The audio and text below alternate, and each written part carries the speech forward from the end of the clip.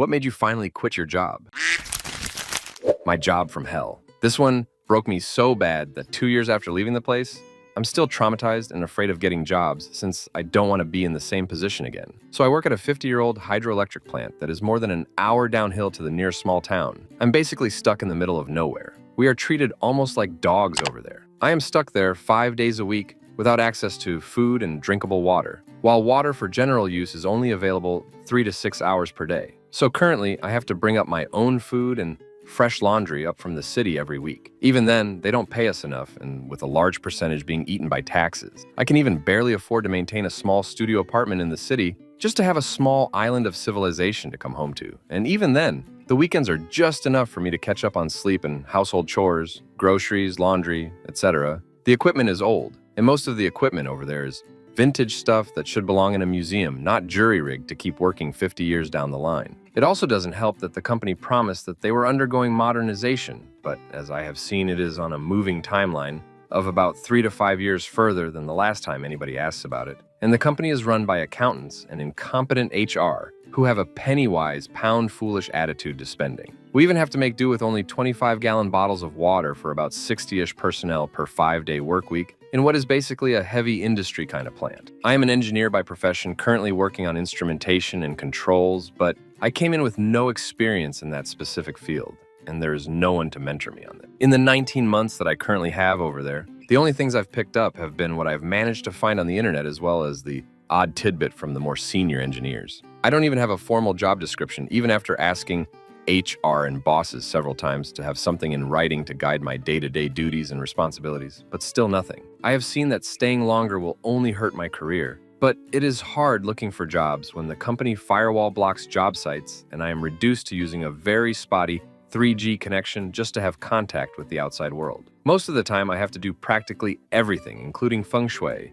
in order to just get a stable connection to the internet for a few hours. So now I've been looking for jobs at least similar in nature to what I have right now, but I am now perpetually stressed since any skills I picked up from my current company are useless in this current age of high-tech stuff, and jobs are either technician level or are looking for guys with experience in several modern technologies. For the engineers out there, the most recent technology we use for our instruments and controls is the 4-20A line. I fear that all I have to show for my time here is some experience on paper, without the technical chops to back it up, that came at a cost to my wallet, my health, and my psyche. So I am near my wit's end, and it doesn't seem to be getting any better while living in a third world country that is currently making the news thanks to our president. And it looks like my options, which were not many in the first place, given my situation, are getting fewer by the day. Even just landing an interview is hard since it takes around half a day each way to commute to the city since I don't have a car, and thus any interview would require me to take at least 3 days of absence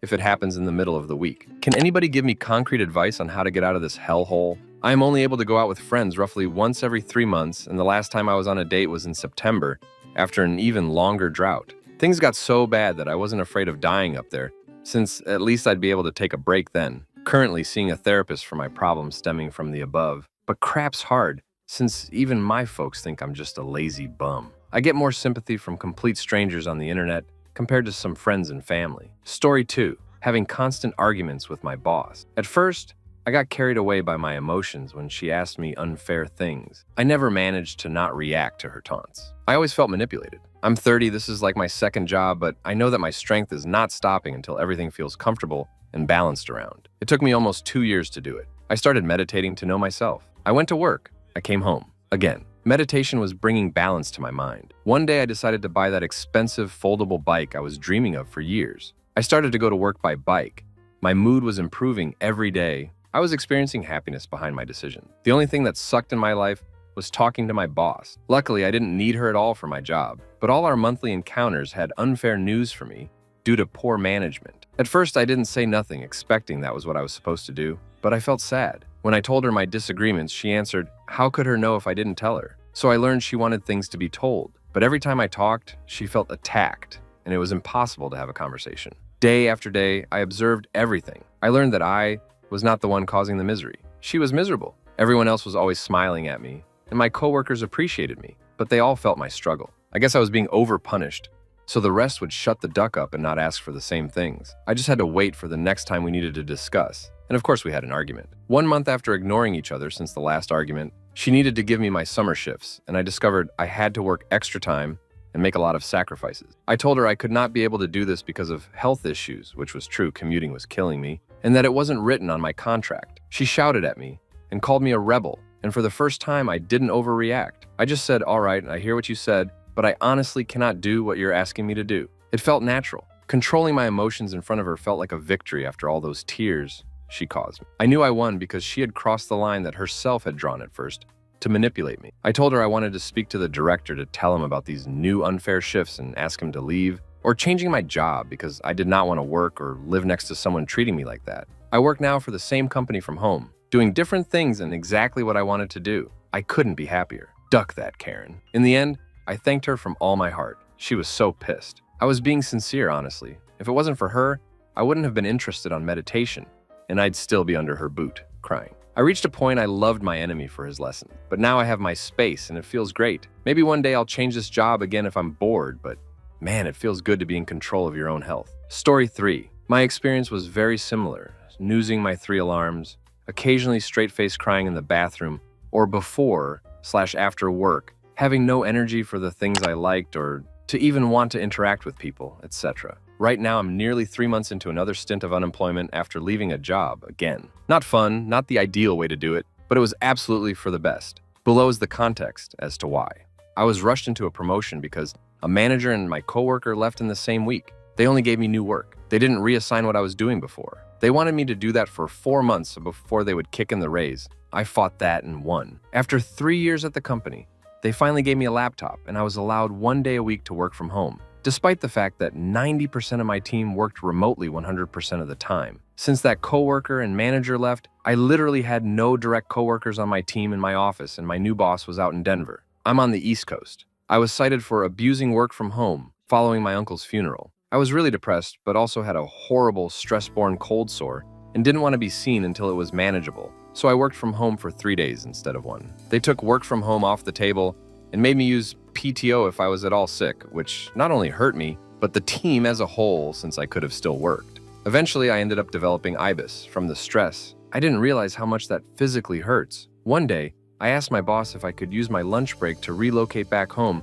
since my stomach was really bad. But she said I had to use PTO if I was that sick. I said, damn it, not to her, and went home because it was that bad and the bathroom in the office was far enough away that it was risky to try and chance it. Boss flew out a couple days later, brought me into a room with HR already on the phone, and they said they were going to write me up again and fire me if I went home early or missed work for anything. Or I could resign, which I think they said in order to scare me. They sent me home and have me the day to think it over. I said, damn them, not literally, and put in my notice. Everyone, coworkers, my girlfriend, friends, therapist, said I made the right move because of how crafty I was treated and how stressed I was. It was the right move. My body is gradually recovering. I'm currently interviewing for a much better company, and I am getting my will to live back. Story 4. I worked for a large IT company of about 2,000 people. A manager had proposed a new department that could be a significant source of income, but he was totally floundering at actually getting clients. He has no idea how marketing worked, and the department sat there with almost no clients for over a year. The only clients they got were friends with an employee or executive. I convinced them to add me to the project. I'm the best salesperson in the company. I have cold calling and executive sales experience. And my spouse ran a marketing firm, so I know a good bit about writing copy, CEO, and general marketing tactics. I'm working with the leader who came up with the department, and he's shooting down all my suggestions I make. He believes he can get the department functional with minimal resource usage. Eventually, one of the company VPs takes the project from him and begins listening to my suggestions. He loves them. He implements them. He asks me for advice, and we brainstorm regularly. The department grows rapidly. Suddenly, it needs 2 new supervisors and is profitable. I apply. The vice president, who asked me for advice all the time, says I was so close to getting a supervisor role, but I just didn't quite make it. He hires 2 men who have been with the company less, have much lower metrics, weren't even on the project. Then they hire 3 more supervisors. I ask why I wasn't selected. They say it's because I don't have a college degree, but I was still really close to being considered. 2 other people they did promote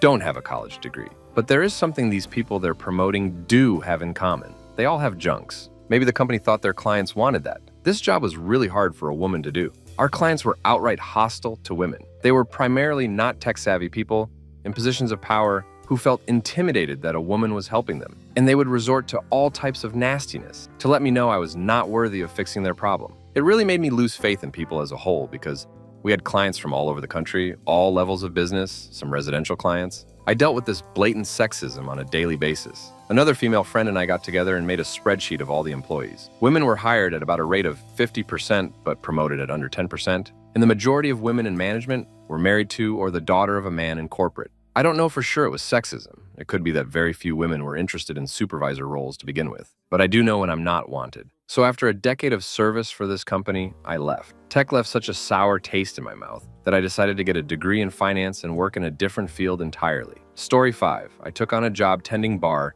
at a local tavern in a very small town. The bar owner, Nick, had a bit of a reputation for getting angry and yelling at his employees in front of the customers. I discussed this openly and honestly with Nick prior to my accepting the job. I told him that under any and all circumstances, yelling at me in front of my customers would be unacceptable, and if he had something to say to me, to pull me aside and say it privately. Nick agreed, and I began working for him that weekend. For me, everything was going very well. The other bartenders, however, would periodically be the focus of Nick's wrath, and always in front of the customers. One weekend, I was extremely busy, and the dirty glasses under the bar were piling up as I was unable to have a moment to wash them. We had plenty of fresh glasses for the crowd, and my focus was on serving the patrons in the bar and not on washing the glasses. There wasn't a free seat in the house, and sooner or later, I'd have a moment to get some glasses washed. As luck would have it, the door opens and in comes Nick. He comments how busy we are, and a big smile crosses his face because we're busy, and for a local bar owner,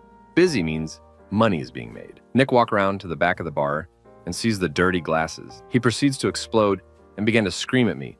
"Why are all these glasses sitting here? It's your job to wash them, and I don't care how busy you are." The entire bar comes to a hush, and everyone is watching this episode occur. I never said a word to Nick. I walked over to my tip jar and just dumped all the contents into my purse. I then proceeded to walk around to the other side of the bar, and a patron gave me their seat. I pulled a few dollars out of my purse and laid them on the bar and just stared at Nick. He bellowed, "Just what do you think you're doing? We are busy and you need to get back to work." I replied, "I quit. I told you never to yell at me in front of my customers, and I'll have a Budweiser, please, bartender." The entire bar erupted in a huge cheer, and the look on Nick's face was one of total disbelief. I reminded him that we had agreed he would never yell at me in front of the customers. I refused him, begging me to finish out the shift, and he ended up doing it himself. And I laughed to myself as I watched him struggle to wash those dirty glasses. Story 6. The boss/owner disparaged me for 8 months and gossiped about me via email. I worked for an architectural design firm as the sole bookkeeper. Soon after I started, the owner started verbally lambasting me, but I took it as truth and tried working harder for longer hours. He could be mean and intense or sweet and generous from hour to hour. Before lunch, he'd drop $50 gift cards on everyone's desk for no reason at all, but that afternoon berate you at the team meeting for not making the impossible deadline for factors out of your control. I was so stressed that I woke up at 6 a.m. on weekends and had to check my phone to see the day of the week. One of my responsibilities was to hound employees for receipts and expense them by job so they could be billed to the client. The owner was the worst offender for failing to send me receipts, and since he hated to remember more than one password, I hacked into his email from my machine and fetched them myself. After 8 months, things came to a head after I very audibly bawled in my office about a mistake, and we had a meeting between me, the owner, and pseudo-HR, who was very narcissistic, about my performance. Basically, I told them it was too much for one person, and they said, "Step up and get it done." That afternoon, I asked our new receptionist to help me with gathering receipts and gave her a list of charges. The next day, she has a huge stack of receipts that she is checking against the list and organizing. Excellent. I log into my boss email to fetch more receipts, and I stumble upon an email between boss and HR, where boss is praising the new receptionist by name for getting all of these receipts in a matter of hours, when the accountant, yes, he called me by title, not name, couldn't get it done in months. The irony is that boss cleaned off his desk to give her those receipts, for which I'd been asking for months from him. HR replied in some snarky manner and they emailed about me a little bit. I was shocked and so enraged that I had to go out to my car to stop shaking. Then I took my personal belongings and put them in my car. I marked all of my emails as read. I wanted to do that to his mailbox too. I saved the emails where he disparaged me to my personal cloud, deleted all of my cash, internet logins, and internet history. I put the company property in my drawer and said goodbye to everyone. Not a single soul was surprised or asked why I was leaving. The owner was unfazed and didn't seem to care one way or the other. Then, I walked out and never looked back. Story 7. Worked for a funeral home a few years ago. Easily the worst job I've had. The dude would watch you on the camera 24/7 and question your every move. Dude was on vacation in Europe one time, and he calls me up saying, "How come you put your soda in the fridge? It's going to explode and go all over my carpet, you stupid." It wasn't soda. It was water. In the funeral business, you have to wear a suit. No, it's ands or buts, which is fine. I have no problem with that. When you have to commute and walk all over Manhattan in 105-degree weather. It sucks though. Again, it's part of the job, but it wasn't easy. Plus, I kept getting sick from those constant commutes. I also have a weakened immune system, which leads me to my next point. I had a cough for the whole summer I worked there, which of course naturally leads him to think I'm on substances and make constant remarks and create rumors that I was on meth. I do smoke, but never at the job. Mob people came looking for the owner, and I was the only one at the home. Ducking, terrifying. Those late-night wakes where families are overstaying their welcome by 2 hours and they don't leave until after midnight were some of the scariest times of my life. Almost got robbed on 4 separate occasions. One time a dude came in to make arrangements, but he really just needed to use the bathroom. When I checked the bathroom after he left, there were 5 Keystone Light cans, toilet paper everywhere, overflowing toilet, and semen smeared all over the window. Constantly being called an idiot and useless when you put your everything into the job. The final straw?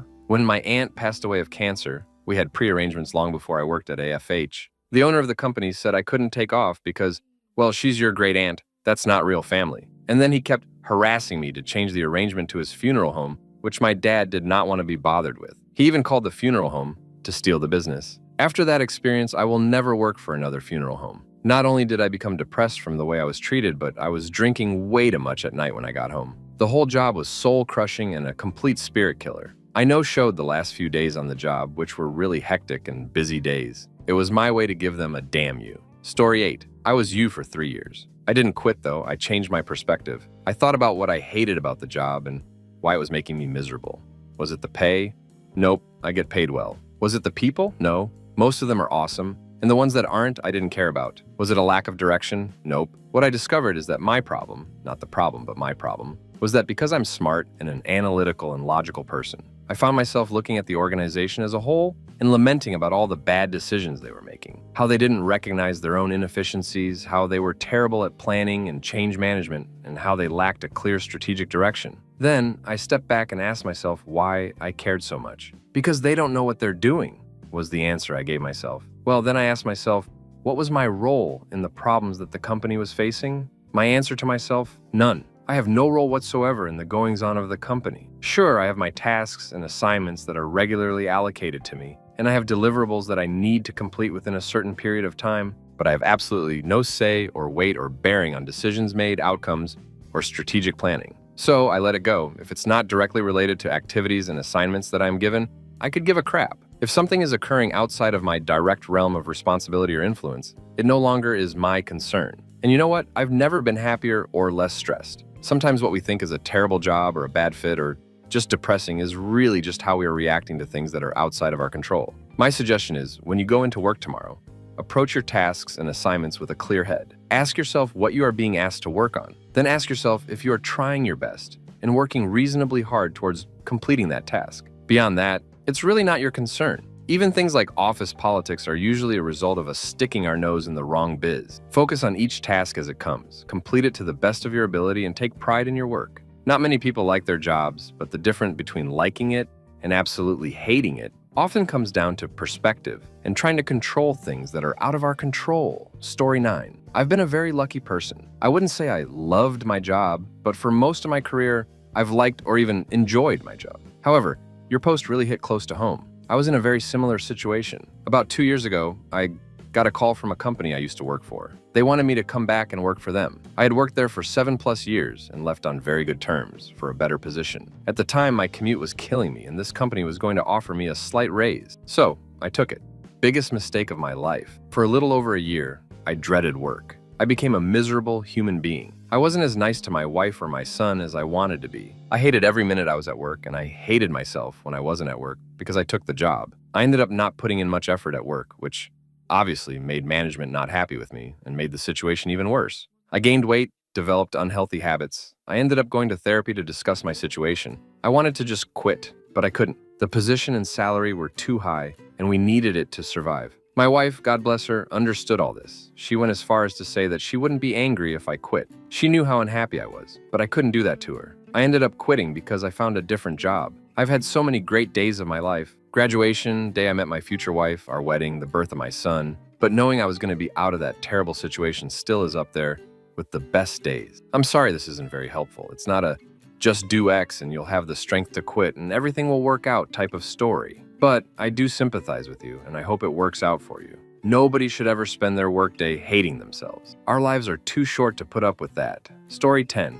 At the tail of last year, I was working as a bartender and cocktail waitress for a family-owned upscale restaurant in the business district of my city. I had established a lot of regulars, and to be honest, I absolutely love working with people. I've done service industry since I first started working up until now. However, my last job makes me want to never return to the industry again. 1. We never got paid on time. Our pay scale was every 2 weeks, and unless we got cash tips, we never saw our credit card tips until our paycheck. Even with the pay scale being every 2 weeks and handing us physical checks, we sometimes went until the next pay cycle before our previous check cleared. 2. Manager would always drink behind my bar. I had told him numerous times that my well is too small for more than 2 people to be behind it, and he never listened. He would barge his way in, take shots to the point it made guests uncomfortable, and get very combative. He would get very angry and scream at the other cocktail waitresses and I in front of the bar, to where it made some of us cry. He would be so belligerently drunk and claim not to remember the incident the next day. He's also referred to me with dirty, derogatory remarks,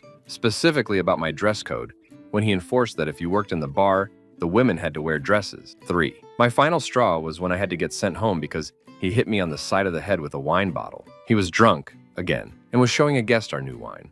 We had imported and swung his arm out when I was putting in an order, and the bottle collided with the side of my head and made me bleed and extremely disoriented. I had multiple positions at that place, and I finally put myself first because I was absolutely done. Some of my regulars were really protective over me, and I remember after unwitnessed my manager screaming in my face, he asked if I ever reported him to HR. I did the whole turn dramatically around and say, I am the HR manager. I'm in a much better place. It gets better, OP remembers your worth, and don't ever settle for less than you deserve. Congratulations on the steps you are taking. You're already doing a great job. Story 11. I was working 60 hours a week and only being paid for 40. Half the time I wasn't allowed to take a lunch, and I was never allowed breaks. I was forced to take responsibility for other people's mistakes every single day and never trained adequately. They promised me multiple raises and title changes that never came to fruition. They yelled at me on a daily basis for things that weren't in any way my fault. On the day of one of my evaluations, I requested a raise after a great review,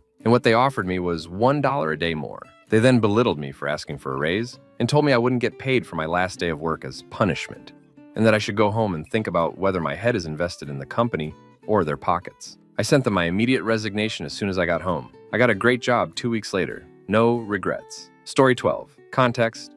First engineering job out of college. Mid-size architecture engineering firm that specializes in designing military base buildings and exclusively does government work. Final straw. Not really one in particular. They all just eventually added up. My direct supervisor was hoarding work to make himself look better. My direct supervisor was not training me. I was an engineer in training and ostensibly being prepared to take the professional engineering exam. Luckily, another engineer took me under his wing. Our department chair continuously told me not to work with the other engineer, as he didn't like him, but liked my direct supervisor. As a result, I often did not have work to do and had to charge unassigned time. My direct supervisor made me fabricate hours, charging to projects that I wasn't working on, to make him look better. When I did get a big project, I was able to put more hours in it than anyone else at the company. The base commander asked to have all the 6 or 7 highest hours worked. Folks attend his mansion for a weekend. I was not invited, though the other elite in our department was. On a road trip to another base, my department supervisor spent 4 hours each way spouting off his ignorant political views when I obviously was a captive audience. In our weekly meetings, we had to have diversity topics. Our group was about 15 white men, most middle-aged. My supervisor would say things like, diversity is good, immigration is fine, but they need to learn our language and customs if they come here. Story 13. I was constantly blamed and reprimanded for other people's mistakes. After a time, this eventually caused me to make actual mistakes. My training was micromanaged, not to mention conducted entirely via email and over the telephone. I only met my manager once in person. On top of it all, my manager never had my back, no matter the situation. For context, it was a family-run company, and I wasn't part of the family. I worked with 2 other teams, whose work I was 100% dependent upon. They constantly made errors, some more significant than others. I often had no other choice but to point this fact out to management, with documentation. No one was ever held accountable, though sometimes I was blamed. My coworkers were encouraged and emboldened to be as unprofessional as possible toward me, and would do so without consequence. The final straw was an email from a coworker who stated that I'd made a mistake on a project, CC'd my manager, and informed me they had discussed my mistake together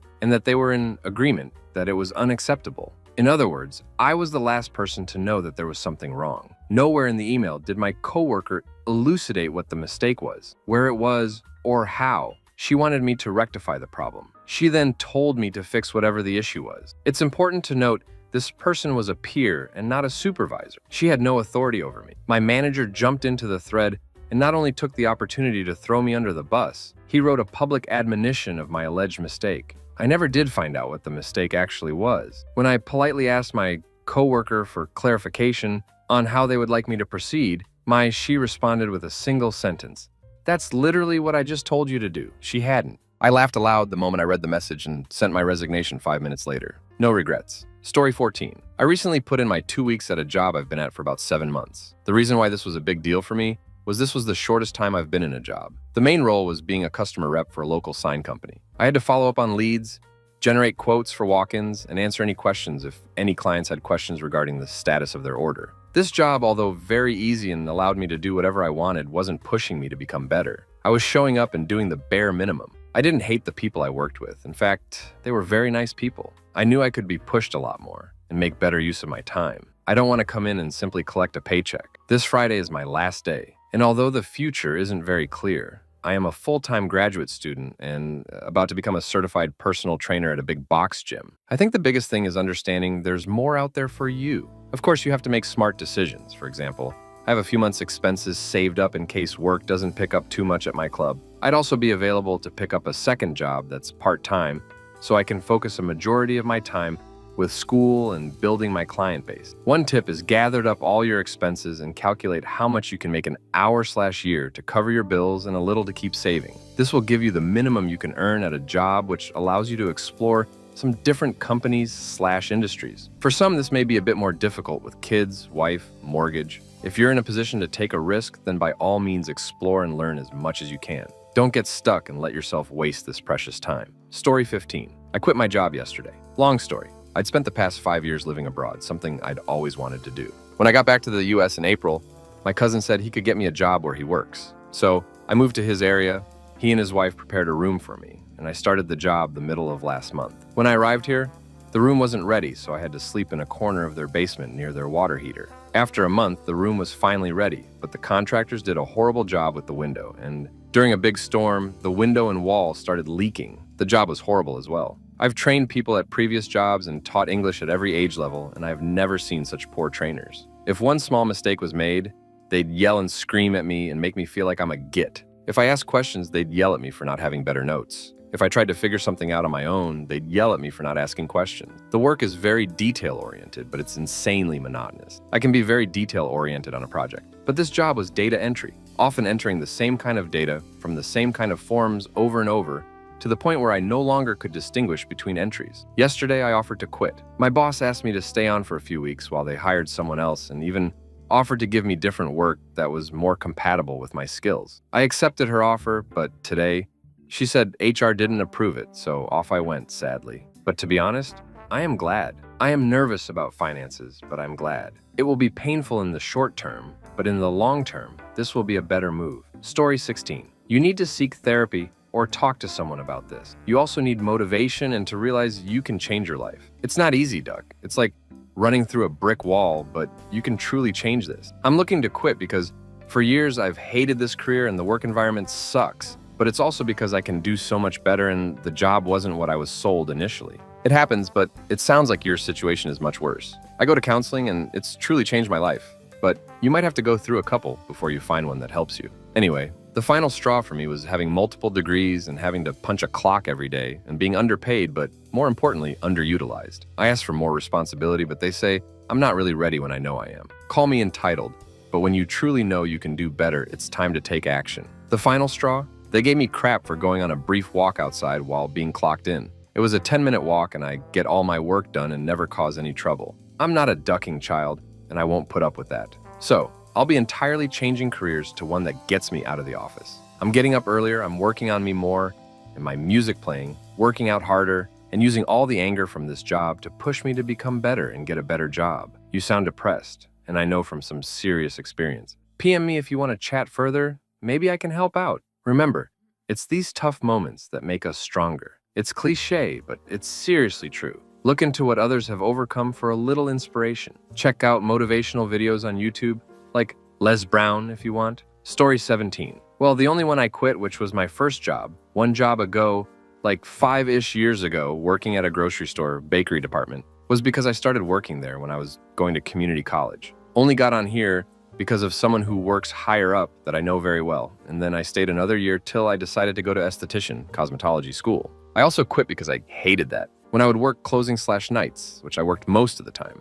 whoever had worked the middle shift before me, they would usually get most or all of the work done so that by the time I would come into work, my usual, like 6 or 4 hours, I would have nothing to do. So I would either be waiting around for customers to ask me to help them out or clean and straighten the same already clean department or organize things over and over the whole time. It was so boring because even if there was nothing to do and I couldn't even fake doing something and I finished all my list, if we were caught just standing around, we would usually get yelled at. And on top of it, since closing and only one person worked that shift, we weren't allowed to have a break because if a customer needed something, there would be no one in the department there to help them or to answer the department's phones. Like, the overall job was not bad in my opinion, but I just hated when I wouldn't have anything to do. I would literally be bored out of my mind, and it would make 6 hours feel like 12. Story 18. Are any of these jobs you're applying for outside of the city you're working in now? Have you had multiple people proofread your resume and give you advice? If you're that tired after work, go to bed earlier and wake up earlier and apply to more jobs before work.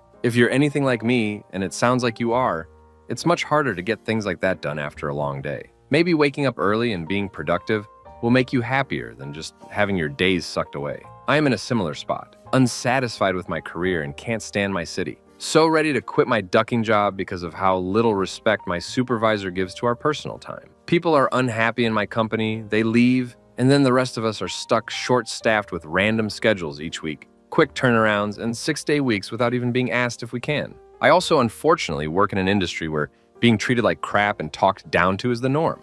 I can't stand it. Personally, I'm trying to hardest to get opinions on my resume and cover letter and consistently apply for jobs. Some of them are even in the same neighborhood I work in now, and I'll have the same crafty commute, but I feel better knowing I'll have a chance at having a job that doesn't make me feel like garbage. Story 19. I haven't quite yet, but it gets closer and closer. Have had a couple opportunities that I'm hoping work out though. Work 12-hour days throughout the week, then expected to go home and work more, like up to 6 hours or more, and be back in the morning. And I'm salary, so I don't get paid for those extra hours. And those days include working through my lunch. Company is in crap, and environment is terrible because nobody knows if they're safe. Very toxic overall for a variety of reasons. It got so bad that I had a full-out mental breakdown. I was gone for 3 months. I ended up feeling better than I have in years. All went back to crap when I went back. Getting the runaround on accommodations, and my boss basically told me, the ones I've requested won't get approved and won't work with me on figuring out what I could do. I'm either getting laid off or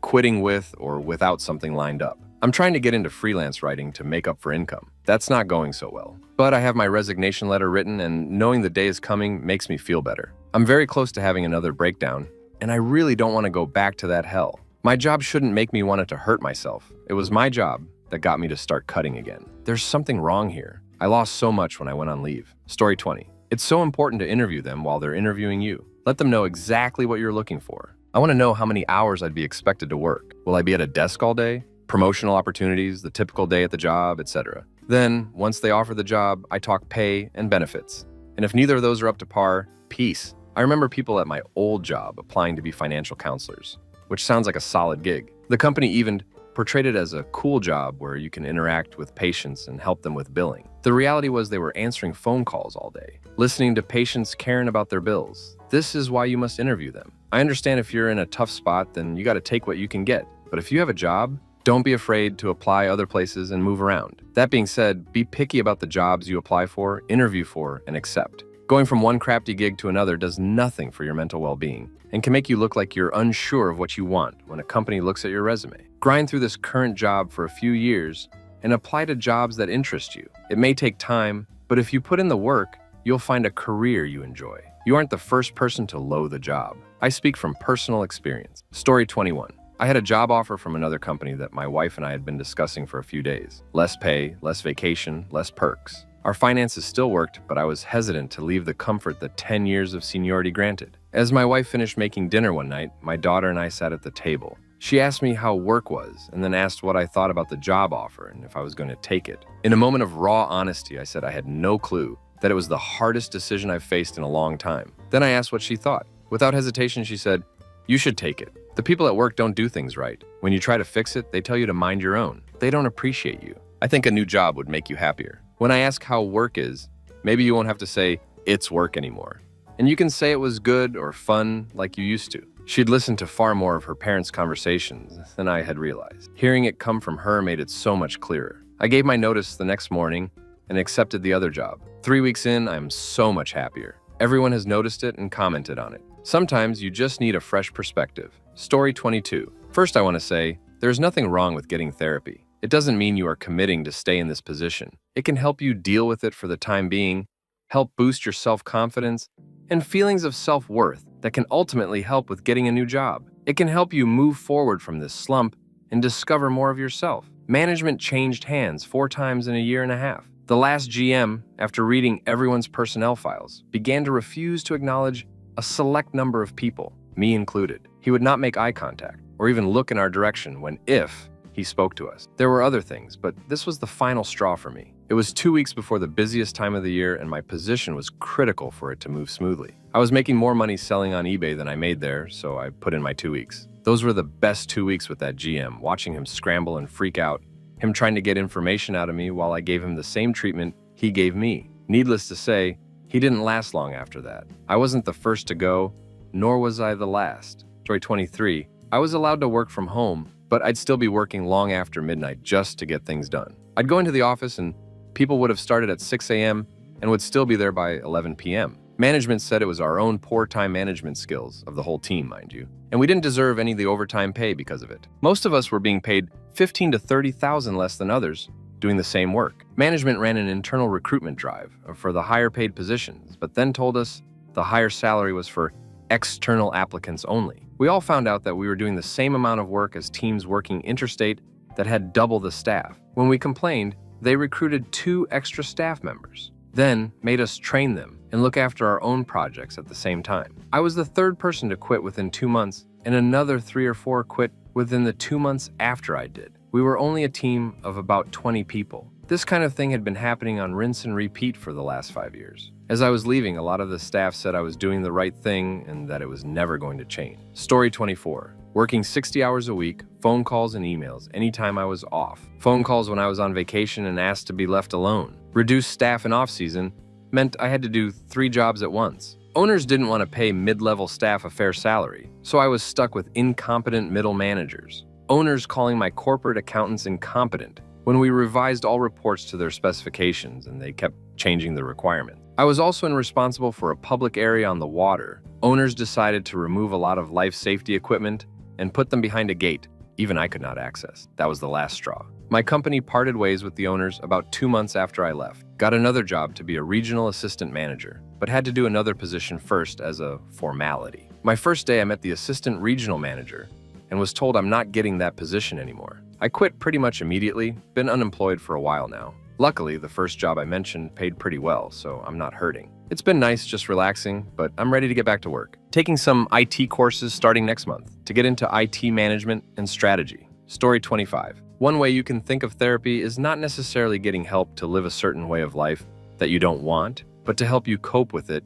and find ways to change your situation. Therapy isn't always make me feel better about my current situation, but more so, help me get past the situation and get into a better one. Therapy is about moving forward, not staying stagnant. Anyway, what made me finally quit a job? It was a restaurant job in college. I was dating a coworker, but then we broke up. After this guy broke up with me, he would not interact with me at all. The job required us to communicate, but he ignored me. I tried being the bigger person and just letting it go. I ended up losing my crap on him one night because he purposely kept getting in my way while I was scrubbing the floors, and management threatened to fire me. I tried to explain to them what had happened. I'd already talked to them once about his lack of team playing, but it was my fault.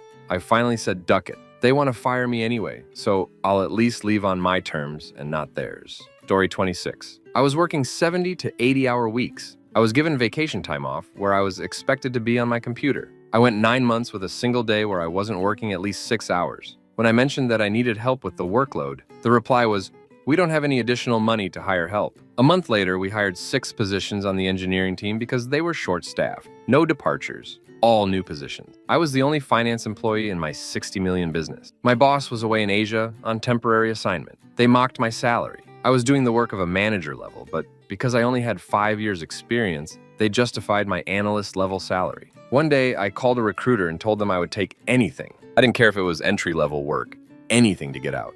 I found a private company that I make more than I did at the old place, can take vacation and work 45 hours a week. Story 27. I was feeling stuck in a soul-numbing call center job for 1.5, in which we had to sell car parts for 1.5 years. Some people worked there and bonded because of the drama there. Me? No, sir. I wasn't going to get sucked into that. Targets, lying to people to reach the target, being manipulative with others' colleagues so we can get their sale. Finally, I found the courage to speak to the managers, and they offered me 1 month's notice, in which I didn't have to come to work. Fine for me. Now everything has improved with a new my perspective about life. In 2 weeks' time, my metabolism is now closer to my actual age, 29 years. Relationship with loved ones has improved as well, including my girlfriend, which I appreciate and love. It's something else now, and also consider that I'm living abroad. So lots of bills to pay, including rent in London, but I have 2 interviews upcoming. Interviews and waiting for a response for one which I had last Friday. Life's too short to dance with fat chicks. Story 28.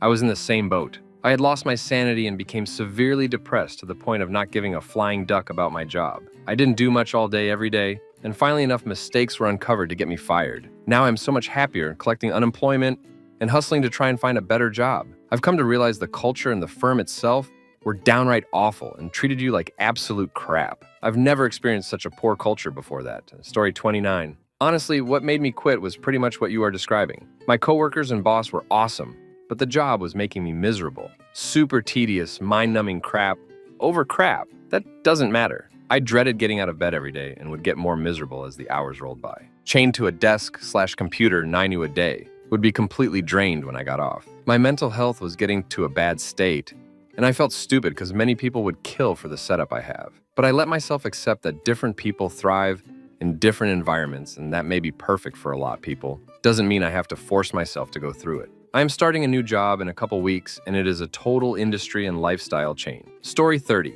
When they told me my leaves were unnecessary. I was full-time but had 2 very long leaves last year, 3 to 4 months each. First leave was due to hospitalization in August 2018, came back for a week in November, and second leave happened due to a severe car accident that, ironically, coworkers on their way to work witnessed. Most of them saw me laying on the ground, unable to breathe due to broken ribs, saw my mangled legs and such. It was such a bad accident that my friend shattered her spine. Friend quit sooner than I did, as they denied her medical leave, viewing it as a minor injury, and that somehow she should have been able to work despite needing spinal surgery. I quit in May due to taking a week off after being violently ill, and they told me I need to control when these events happen. Story 31. All these people saying do breathing exercises annoy me. I've been in this situation, and honestly, I could not bring myself to even do counseling. In my experience, counselors try to change your perspective so you can cope. Some situations, coping is the worst thing you can do. It may hurt, but sometimes getting out is the only coping. I would be in favor of counselors of sort that help people get out.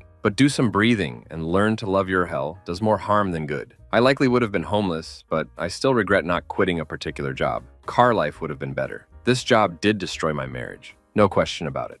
I finally got out. 10 years later, I'm still a bit traumatized by it. Story 32. The captain called someone behind his back when he asked for help. The captain's job is to help, and he was standing around doing nothing. When someone who was actually gay overheard and said he needs to cut the hateful language and go apologize, he denied it. And after more pressure, he said, "If I said it, it's because he could have just done it himself and not asked me." So whatever. It was a toxic, very cliquey environment. And after the manager took their 8th vacation in the year, by the time August rolled around, I didn't want to be there anymore. I felt unappreciated and I didn't want to go to work and made to feel bad about myself just because everyone there hated themselves and took it out on their peers. Story 33. For 2 years, they trained me to replace my boss when he retired. I was known by everyone up to the president. Great reviews, lots of specialized training. New vice president comes into the department and brings his friend, with zero experience by the way, as a senior manager. I speak to them both, tell them I'm happy to help, ask what I can do to help them, etc. They load me up with projects and have me redesigning our entire payable system. 2 months later, when my boss finally gives his notice,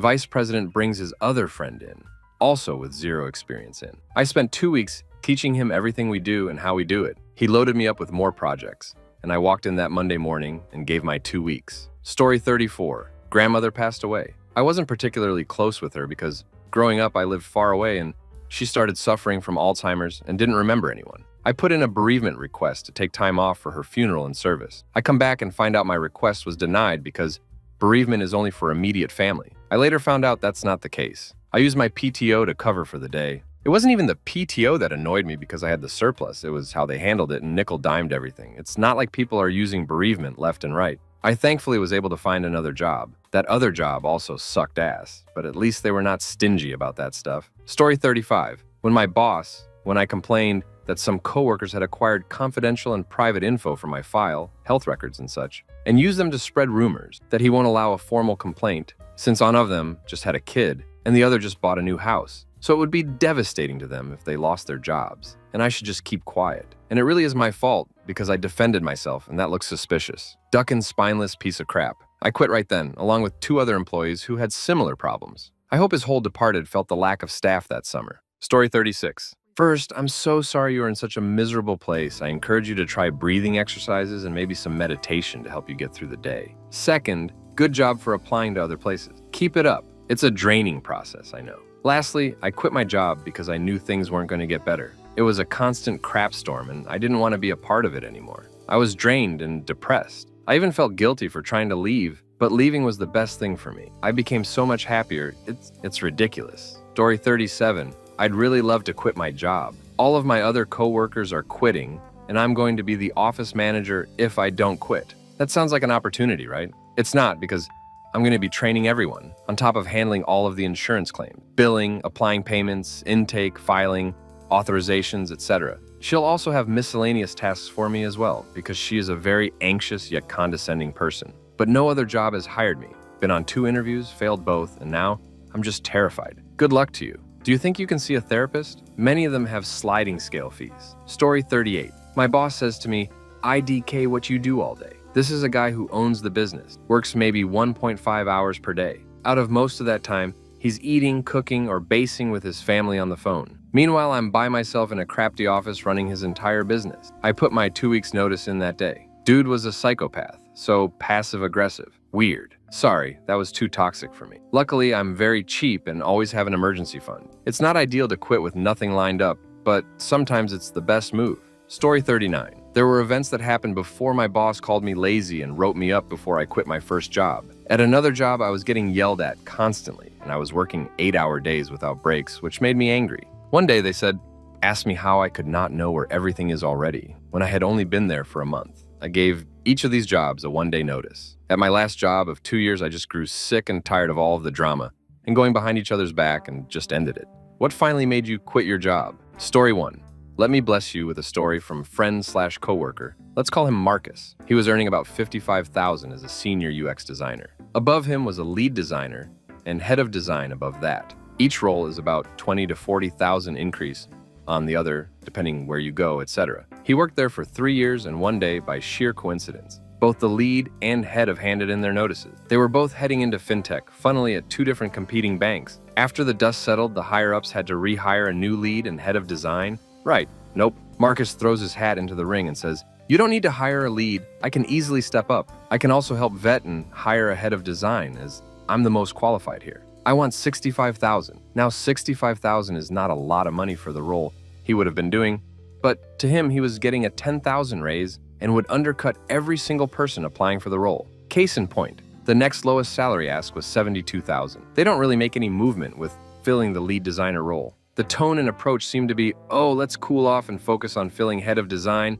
because Marcus is the obvious, best, and easiest choice. Marcus was right to think this as well, because he proceeded to interview 18 people for the head of design role. He picked 5 to be shortlisted, who went through to a second stage. 3 or 4 got through to the third stage, and 2 got through to the fourth and final stage. Both people asking for around 100,000. Everyone makes a tough choice and picks one of the 2. A week before this new head of design starts, Marcus asks if they, the higher-ups at the company, etc., can talk about the lead design role, and they say, "Oh, we aren't hiring a lead designer." Marcus is utterly bewildered. He tries to politely navigate the obvious but unintentionally miscommunication. The director, higher up, says to him something like, "Well, you came to us and said you could easily do the role, and we needed you to pick the head of design because you're the best judge of skill, etc. But I think we're just not going to replace the lead design role." Marcus, "So what happens to their clients and work?"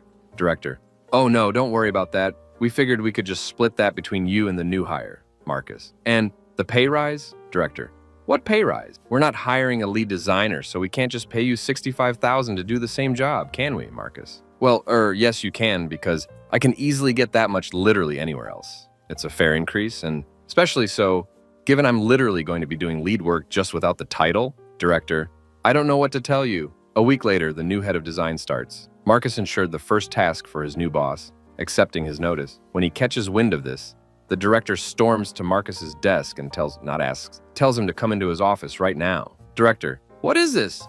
The head of literally started today and you're ducking leaving? They told me it's basically not a head of design role because it's just them and one junior and they might leave." Marcus, "Unfortunate. I didn't think of that, I guess." Director, "Do you have a job lined up or something?" Marcus, "Yeah, I asked old lead designer and old head of design if they had lead positions at their respective fintech companies, and both of them reached out to me with the starting salary at $78,000. So the head of design left during their first 2 months. 3 years later, they haven't replaced any designer because people keep reaching out to previous designers, aka Marcus, and he copies and pastes something like the story above. Story 2 happened about a year ago.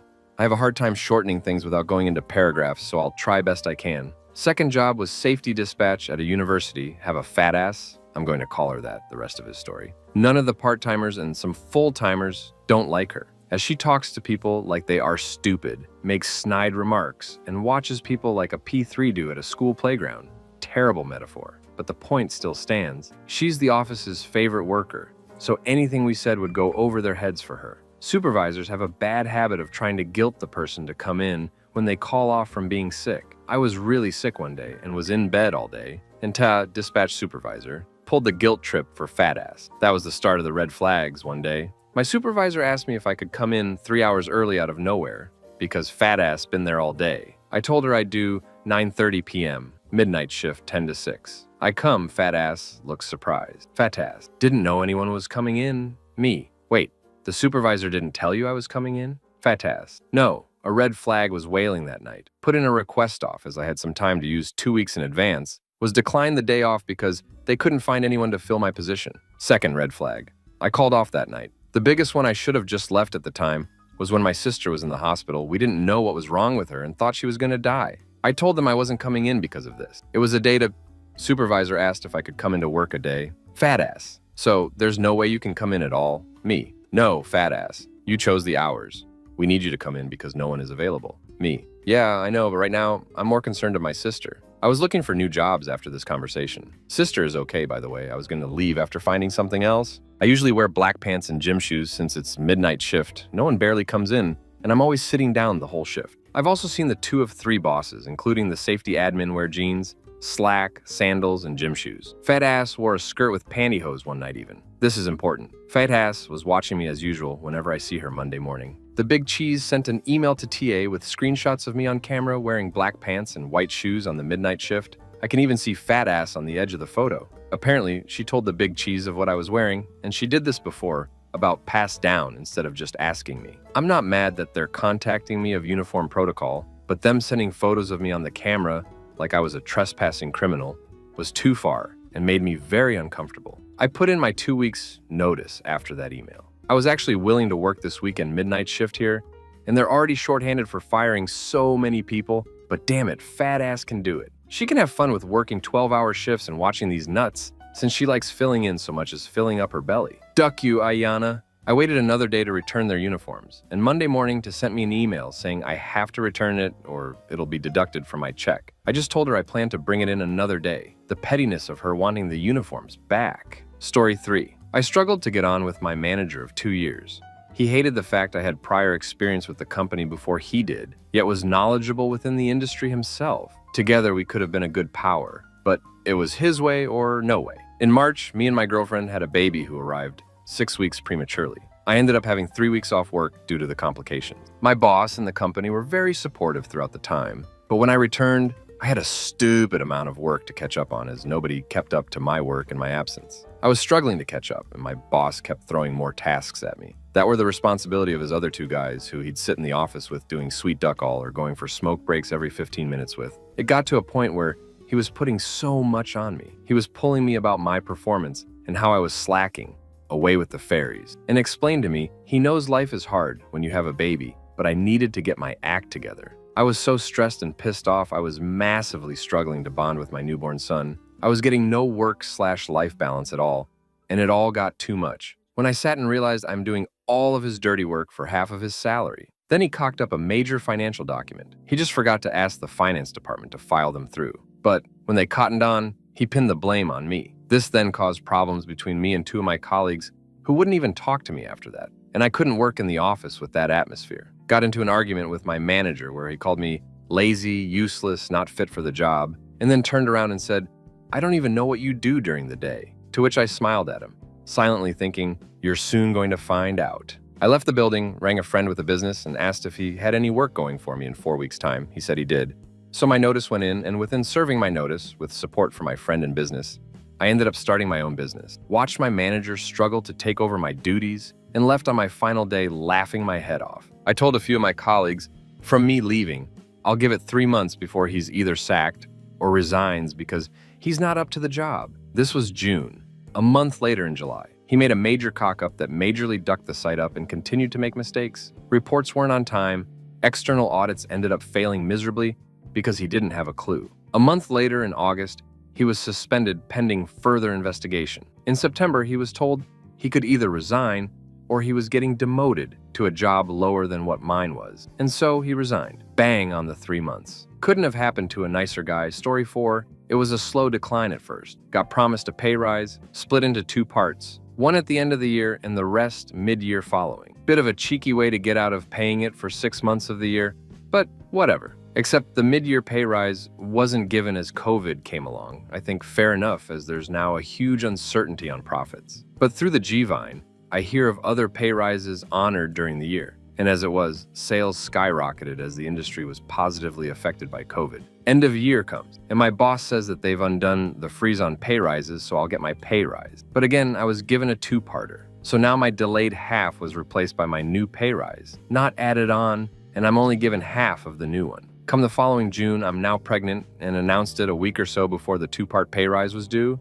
Thought I was being nice, giving the company plenty of notice. Lesson learned. And all of a sudden, my pay rise doesn't come into effect in July. I ask and I'm told it's because I'm behind on my work. Yes, I am, by about a month. The whole company is running behind because of the COVID boom and workload, but also this is supposed to be my pay rises from the past 1.5 years. So he can't justify a pay rise. Really annoyed now, but also not ideal to switch jobs now I'm pregnant. I figure given all the work I put into getting the department ready for my maternity leave, 2 new hires, and training an existing employee to take on the rest of my duties long-term as I'm due to return to a new role, I'd get a pay rise. I do, less than inflation. No 2-parter this time. I guess they figure I'm not going to be earning it since I'll be off the next 6 months.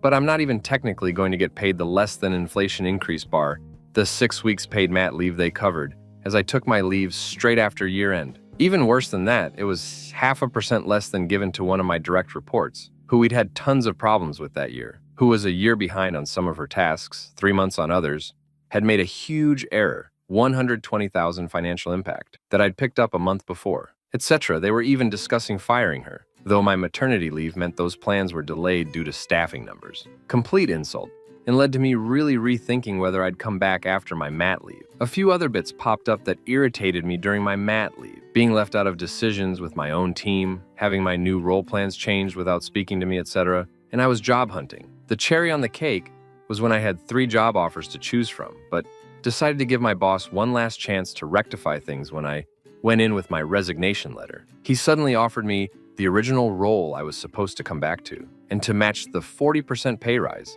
those companies would be giving me, but only after I'd done the new role for 3 months to prove I could do it. I made a point of saying in my exit interview how insulting it was that I'd been there 8 years and needed to prove I was worth the market salary for 3 months when I had 3 offers willing to pay me that rate based on my CV and 2 60-minute interviews. Story 5. For me, it was the hiring of a new manager who took an instant dislike to me, so there was an amalgamation of things he did that made me quit. I'm a software developer, and I worked for a company for 3 years, and everything was fine.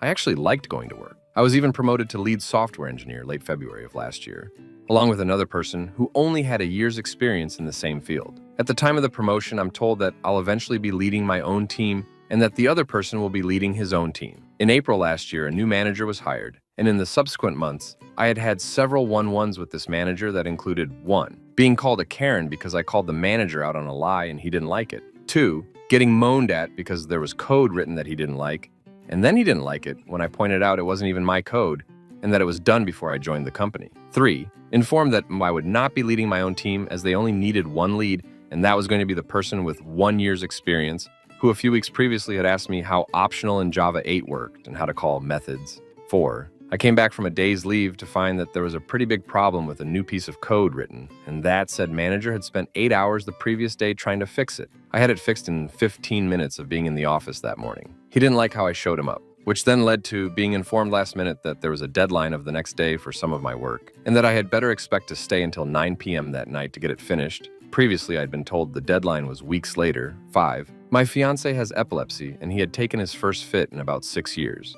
I informed my manager that I wouldn't be in for a few days because I needed to stay at home to make sure he was okay. I was scared he might take another one while I'm out. I was told by my manager that it was awfully inconvenient as he didn't like doing one-ones over Zoom. That's only a few things. I quickly found a new job as a senior software engineer. A step down, but I was offered more money, so I'd have been daft not to take it. I have since found out that the lead engineer they had is struggling to the point they've had to hire someone else, and that I was lucky to have been promoted. The only reason I was promoted was because they wanted to promote the other person but knew I'd leave if he was promoted over me. And they needed me to stay to finish a piece of work because no one else knew how to do it. I know he was trying to manage me out, and I basically gave him what he wanted, but it was going to be a case of either he leaves or I ended up out of work sick with my mental health. My mental health won. Story 6. I moved about 40 minutes away from where my previous job was, and it was stagnant, nowhere to go after 5 years. So I found a new job in my new town. It was a bit less money, but I wouldn't have the commute, and it was a bit of a shorter day. So I took it on the basis that I would get X amount for the first 3 months, then assuming I passed probation, it would go up to Y. Near the end of the 3-month mark, I asked the office manager, the one this was agreed with, when this would come into effect as everything was going well, and there was no mention of a review or appraisal or anything, and she fobbed me off like 3 times. Eventually, she told me I would need to speak to the boss about it, so I arranged a meeting with him. He was intimidating and rude and a show-off. I work in collections, and he would sometimes take the phone off me to make a call, basically to entertain himself by saying things like, "Well, my wife wants another pair of Louboutins, and how am I going to give her that and stop her moaning when you won't pay me?" Then one of his other favorites was, immediately after the person answered the phone, "You better ring the police, because there is going to be trouble if you don't pay me," and banging his hands on the desk. In hindsight, I wonder if these were business owners that were friends of his in order to get away with this. But anyway, this is what he was like. So I plucked up the courage to arrange this meeting, and he told me to come into the downstairs office that wasn't really used. I walked in, and he had his feet up on the table and his hands behind his head and asked, "What's this all about then?" So I explained, even though he knew, and he just said, "I haven't given a pay rise to anyone in 5 years. What makes you think you are getting one?" Resisting the urge to burst into tears, my anger response, unfortunately, I explained it wasn't a pay rise. It was part of the terms of my employment, and he basically just said no. So a few phone calls to Aces later, apparently I couldn't do anything about it. But a friend from my previous job, who had moved to a new company, were just about to need someone for the job. I did so, wrote it out for a couple more weeks, and moved there. This was part 2 of Scumbag Bosses, but they didn't directly screw me over like that guy did. Story 7. An apprentice for 4 years, 2-year program. Just handed in notice today. The external qualification company had done far less than the bare minimum. No feedback, no support, no knowledge on my job role, nor on my qualification, nor understanding how to manage, communicate. The delays meant I was 2 years over the supposed end date. Things like booking the exams took on average 5 months. I asked for feedback/resources/support, and they just told my manager I must be scared of talking to colleagues. Even he was totally sick of their underperforming, do-nothing attitude, and it is solely their job to support, teach, and assist me. The job also got worse and worse. Increased micromanaging paired with fake promises and changes that made absolutely no sense, with no reason, and exclusively hurt the work we were doing. After COVID, and after my relationship, I had no option to move back to my hometown, as no apprentice can afford to rent alone in central London. The 2-year delays I had meant I was never eligible for raises to combat inflation. UK has some of the worst progressing and least stable inflation I know of RN. Was never eligible for the guaranteed bonus the other employees were. And then I find the 2 apprentices who had been there less than a year and who had 0 bills, live at home, life paid for, were on significantly more money than me, despite never even having a job role. Unlike mine that I excelled in. I made the process, I made the documentation, I trained the newer hires, I carried their slack and fixed their constant mistakes. The travel into London was okay, until the travel companies worse than half the services made them all slower and more expensive. I was paying up to £400 a month on just travel for a job I had done fully remotely for almost 2 years while excelling in my role. Then I also learned management made comments about my performance to other employees like, "Oh, he does nothing anyway," and the like. I was furious, and even though they denied it totally, I didn't have 5 people all independently message me to say they were all shocked over they misheard me. More things as well. But the main issue was every single change was worse, slower, more expensive, less pay, and less appreciated. Massive shame the job no longer worked, but I was drowning in it all as is. Story 8, I, then 34F, used to work at a branch of Specsavers as an optical assistant, which was the glamorous way of saying I was basically the receptionist. This was when everything was still getting over the worst of COVID, so there were long waiting times, and the supply chain issues hadn't been fixed yet. Our average wait for a pair of glasses was about 3.5 weeks. So one day, a Saturday, we're super busy because Saturdays are always super busy. A guy comes in, having been told that his glasses would be behind my desk for him to just collect without needing to schedule an appointment to get them fitted, which was something that happens sometimes. Except in this man's case, no one had told me he was coming and his glasses weren't behind my desk. So I pop my head under, have a look through the waiting pairs that are in there, and when I poke my head back up to tell him that they aren't under there, before the words, "But I can go and find out where they are for you," this guy breaks into screaming, yelling, swearing at me, slamming his hands on my desk, calling me ducking inept, a ducking idiot, how hard is it to get this right, etc. How it was ducking ridiculous that he's been waiting 2 weeks for his glasses and they aren't there. Whilst this was going on, the owner of the branch, a very tall man, walked in behind this man, watched him tearing chunks out of me, to the point where I was in tears and just kept walking. Didn't say a word, didn't interfere, didn't tell him anything else. The only reason the a-hole customer got any repercussions at all, an old lady who was waiting in the line after him, who came to comfort me after he'd stormed out, put in a complaint. Not one manager, not one other staff member. No one said a word to stop him from going berserk at me. Duck that place. Story 9. My granny died. We plant them quick, so a funeral within the week after death is normal. I'd been to visit my granny to say goodbye. We knew it was coming, and I told my bosses at work that I would need to go quickly when she died. She passed away peacefully in her own home on a Thursday night. I was on a day shift Friday, so I went into work and told them that she had died and I wanted to fly home the next day. Not only did I adore my granny, but I wanted to be there for my mom, who had just lost her mom. I had plenty of annual leave to use too.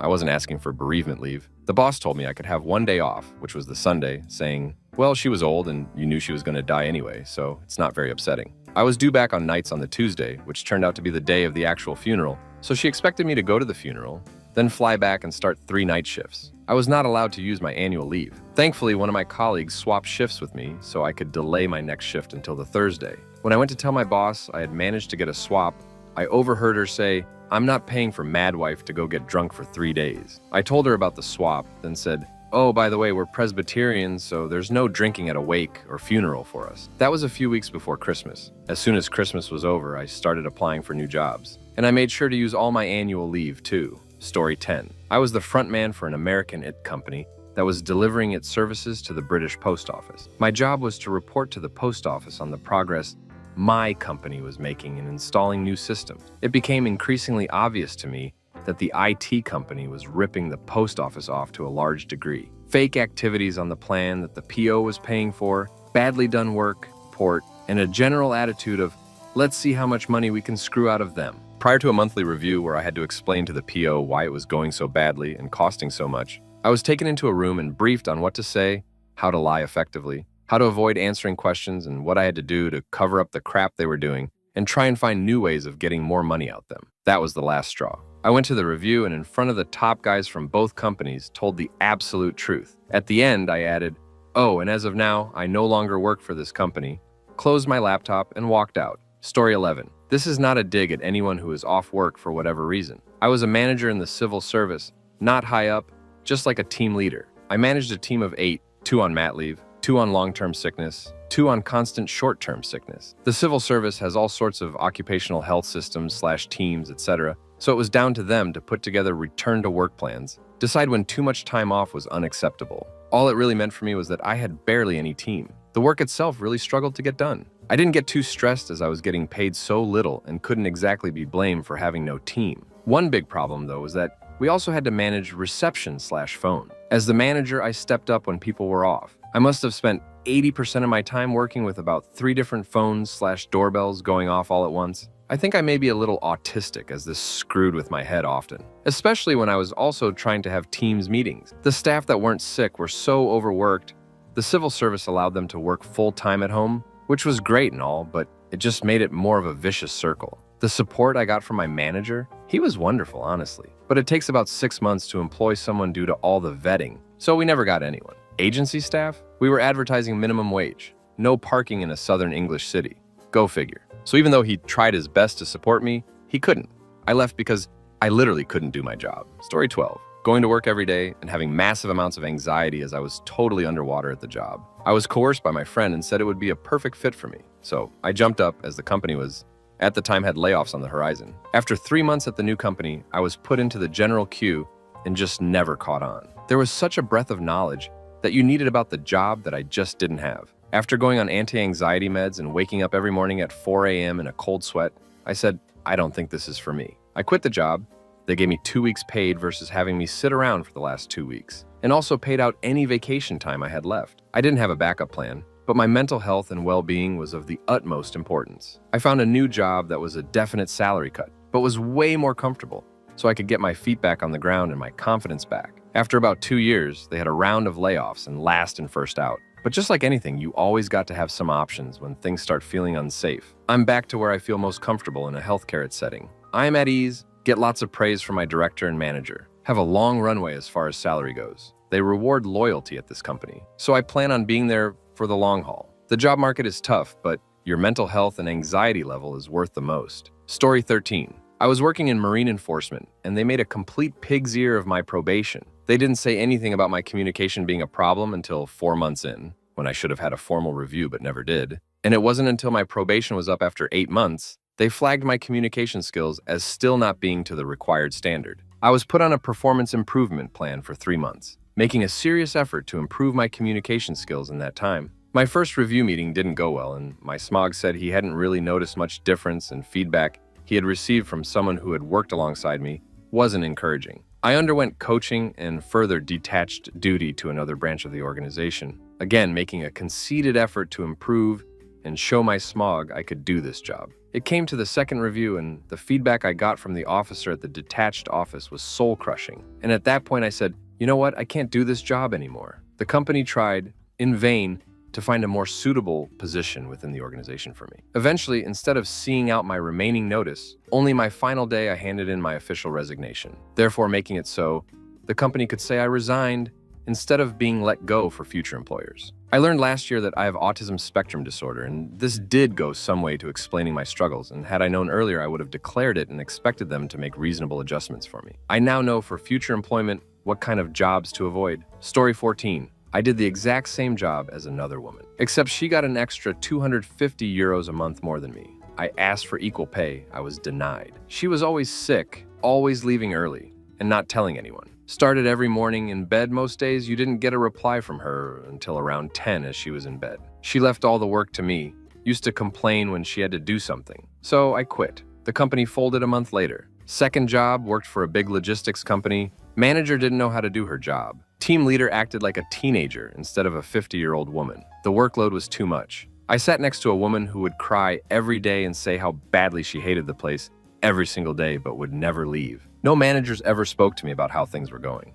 They knew she had issues, treated differently because I had an agency contract and not a company contract. I handed in my notice even though I was on a 0-hour contract. I gave them 3 weeks. I asked to leave one day earlier than planned. The team leader decided to tell everyone in the office it wasn't possible for me to leave early, and she doesn't know what I was thinking. I quit on the same night. I don't owe them anything. Spent a month recovering mentally from that colleague and high workload. If I stayed, I would have made myself very sick and no one cared. Story 15. Worked throughout the pandemic, on site, doing up to 70 hours a week, doing my job of driver resource. The payroll admin job and the HR admin job. Payroll and HR both got furloughed. I had 2 weeks to learn payroll and HR. So 3 jobs for the low price of $23,000. The payroll and HR was only supposed to be temporary. I was only seconded to the roles. 2022, I finally got my operation date through as it had been on hold cause pandemic. I worked from home and did the payroll on Monday. Had the op on Tuesday, which turned out to be a major operation as things were worse than the doctor thought. And I won an overnight stay in hospital. No biggie though, as I'd booked the rest of the week as holiday. I got a phone call on the Friday inviting me to a meeting on Monday. So I went in, even though the doctor said not to. They'd hired a payroll admin and an HR admin. So my secondment to those roles had ended and I was allowed to go back to transport. And then they topped it off with, your original job is defunct too. So you can either find a new job or stay as basic admin for $19,000 a year. So I told the site GM to go duck himself and quit. 3 years I'd been there for. I did 2 extra jobs for him and the thank you was a $4K a year demotion. Damn, see. Story 16. My last job, I was unable to work due to a bad back after having to single-handedly put away a large and heavy stock delivery away, including carrying most of it up a flight of stairs because the owner decided his adult nephew, who normally helped, was taking the piss. His fiance came in one time, decided to help me out because it was busy and was wiping tables for me, but because she went behind the counter to get some hot water for a baby bottle, that was too much. A couple of days after I hurt my back, I wasn't feeling well at all. Really bad cold sweats and I was shaking like a crackhead. I called in sick and they decided I needed a sick note. The next day I had a positive COVID test. This was 2021. Told them I had COVID. They insisted I had to still provide a doctor's note and kept harassing me for one. Used my 2 weeks off to find a new job and quit my second day back. Current job, my back is still bad and I'm on my feet a lot. I don't make a ton of money, 26,000 pounds in central London, so I'm looking for something that's not as physical. The company itself is decent enough, but I don't want to risk my own health for a job. Story 17. I moved departments because they were severely short-staffed and I didn't want to be on tills anymore. I could only do specific days, which were agreed on. Then one day, the department supervisor told me I had to do a day I couldn't. I said I can't because I planned things around my days off. And he argued that fact and said through his teeth, well, you'll have to leave the department then. I was furious. So much so I had to go off and have a little cry. I spoke to the department manager and told him what happened, and he let me take a few minds to gather myself, and he phoned the department's regional manager. I got a phone call that afternoon with a job offer somewhere else. I quit there and took the job, which I absolutely adore. I was given a form to fill out on my leave for them to pass as a head office, and it was suggested I write down everything. So I did. The manager texted me a few weeks later to tell me the supervisor had been knocked down a post. He said and did a lot of naughty crap before shouting at me, which I wrote down and was confirmed by other staff. And that made me so happy. It seems stupid, but sometimes you just need that tiny push. Story 18. Had a terrible boss. That toxic combination of incompetent and micromanaging. I would give my professional opinion on something and it would turn out to contradict things he had said previously. And he expected me to abandon my correct opinion and say I was wrong rather than make him look bad. Would treat it as some kind of loyalty thing, saying things like, I need to know if you're on the team or not, like some pound shop mafia don. Would regularly pick me up on anything I said that looked like it was my own opinion rather than a reflection of his views, to the extent of just talking over me, or even literally shouting me down if I tried to disagree. Would do stupid alpha male power plays like making me go and get printer paper and restock all the printers. I'm a senior leader and head of department. When he decided I wasn't being subservient enough, stuck it out for just over a year, made sure I had another job in the bag, and then casually dropped in my resignation, leaving nobody in any doubt as to why I was going, and with a well-documented list of grievances sent to HR. In the 9 months since I quit, they've not managed to replace me. Several of my old team have quit as well, and the rest are job hunting. Story 19. Not in the UK, but when I was a vet tech in the US, I worked at a corporate chain practice where new grads were thrown in with minimal training and supervision, and it was downright dangerous for the animals. One day, reception booked in a surgery for a new grad she'd never done before. and they booked it in the night before, so the vet didn't learn she had to do it until the morning of. She went to the medical director and explained it was a procedure she hadn't done before, hoping for help. The medical director had always been an absolute bully to this vet and responded with "good time to learn" and walked away. I was livid. You don't learn a brand new surgery alone by reading a book in an hour. The medical director must have felt a little guilty as she then came back and said, "You can have the vet student help you." What should have been about an hour to 90-minute procedure, had she had actual help and actual training, took 6 hours. That poor animal had 6 hours of anesthesia simply because the medical director was an arsehole. I handed in my notice the next day and was very clear that was a huge part of why. Story 20. Started my teacher training on a skit course, so was working in a school from the start of the year and was doing 70-hour weeks. Would get in about 7:15 and leave at 6:30 some days, then go home and work on assignments. I'd also do a couple hours of work on a Sunday evening to make sure I was ready for Monday morning. Knew that wouldn't get much better once I qualified, and I was hating it every day. Couldn't bring myself to go back in after Christmas, so quit a couple of days later. Now I work 4 days a week, 30 hours, still in education. I'm a million times happier than I was, working less than half of the hours, and I only took a $4K pay cut to do so. If I wanted to, I could work a shift in a pub at the weekend and make the money back up easily, but I enjoy having my jobs day in the middle of the week, and then a chore-free weekend to actually enjoy myself. Life is so often about money, especially these days, but $4K for a massive improvement to my mental health and general quality of life is so worth it. I'm about to quit my job without having another lined up. How deeply will this harm my career? Story 1. I'm closing in on 20 years experience in corporate America. A bit over a year ago, I accepted a role in a new organization. I left a job I loved in the pursuit of more money and walked into the most toxic work environment I've ever experienced. In less than 6 months, I went from being a happy and goofy husband and father who loved being in shape to severe depression, anxiety, and neared 300 pounds. A mental breakdown that landed me in the hospital. I nearly lost everything that meant dear to me all over a damn job. It is not worth it. Please take it from me. Don't let a job steal you mental and physical well-being. Story 2. I kind of speed read this. It seems there's similarities anyways. I'm from California, and I've literally tried everything. I'm also voice texting, so if I come off weird or whatever, I hope you guys understand what I'm saying. I'm saying in the right direction where I could talk to somebody. I was with the company for 13 years, guys. 13 years, and literally the fact that me being miserable for years, I quit my job, and basically what happened was I literally have lost everything. I cannot get a job. My union hasn't helped me. There's one person on my resume, and due to the fact of,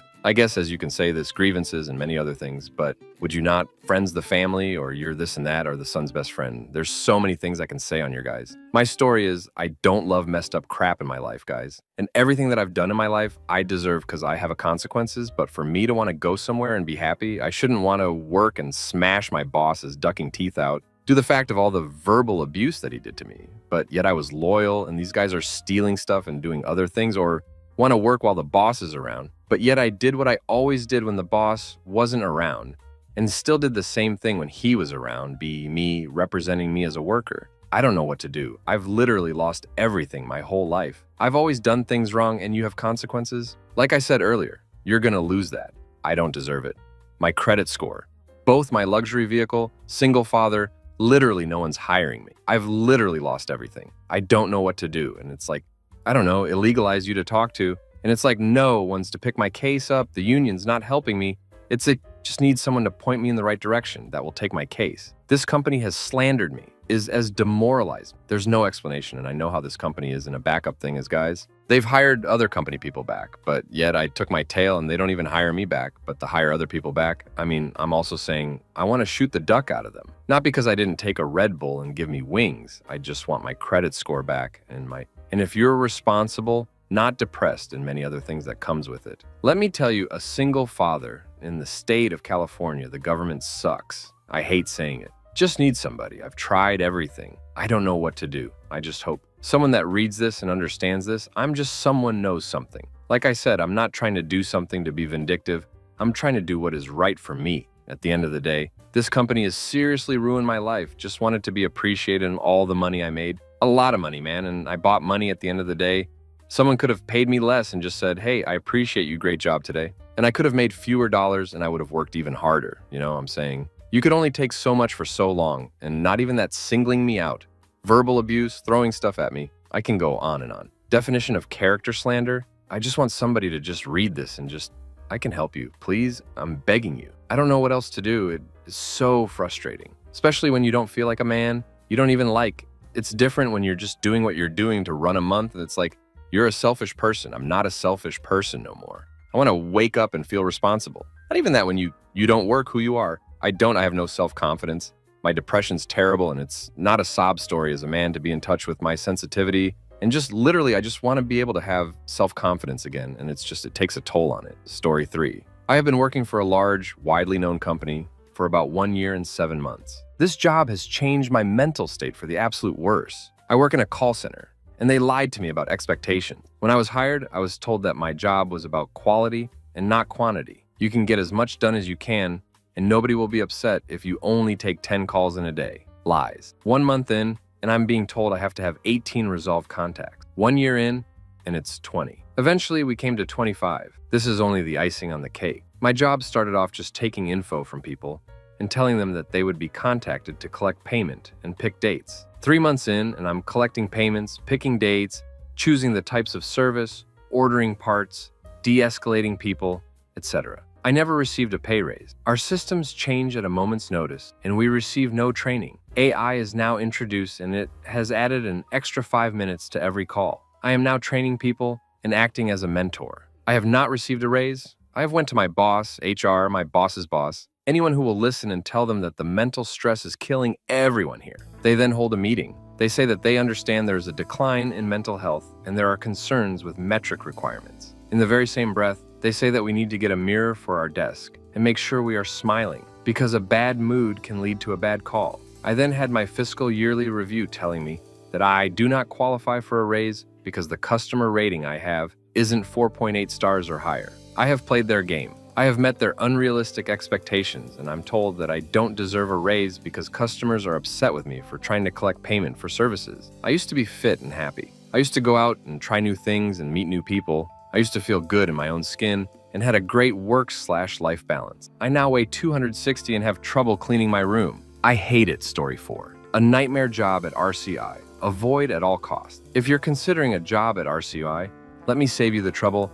and tell you, run. Working here has been one of the most soul-crushing experiences of my life. As an employee, I've witnessed firsthand the unethical practices and the utter disregard for workers' well-being. First off, the pay is laughable. You might think you're getting a decent paycheck, but after all the hard work and stress, you realize you're just a pawn in a money-making machine. For example, you can book multiple vacations as a guide, each priced at $388. The company rakes in a staggering $7,760 while you pocket a measly $21. Yes, you read that right. $21 for all your effort and dedication. It feels like they are robbing you blind while pretending to provide a valuable service. The culture here is toxic. The management acts like they care about you, but in reality, they're just looking for another way to exploit your vulnerabilities. They'll push more work on you under the guise of teamwork, leaving you feeling overwhelmed and undervalued. If you dare to share your struggles with them, be prepared to have that used against you. It's a game of manipulation where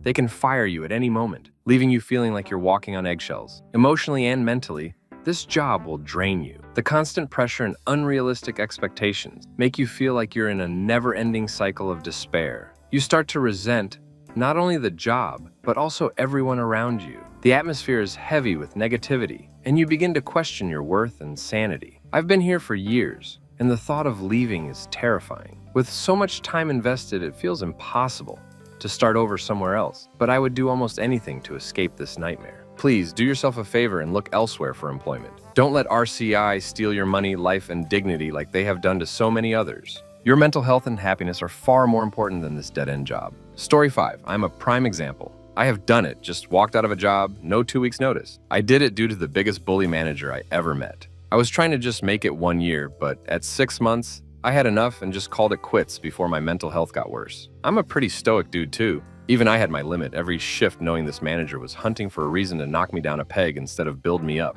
I left, took 5 months off, and traveled. Every interview I've ever had either doesn't even mention the gap, or I just say I had to take care of a family member, which is partially true anyway, and they say, okay. It never seems to stop me from getting offers. Literally every job in my field I interview for gets offered nursing. You know who never had a gap in their resume? My father. He worked 30 years for his company, then at 62 dropped dead. I wish he had taken gaps, enjoyed his money and time more. spent more time with us. He thought he had a long retirement ahead of him. Well, he didn't. I keep his death in mind because tomorrow isn't promised. We are here a finite amount of time.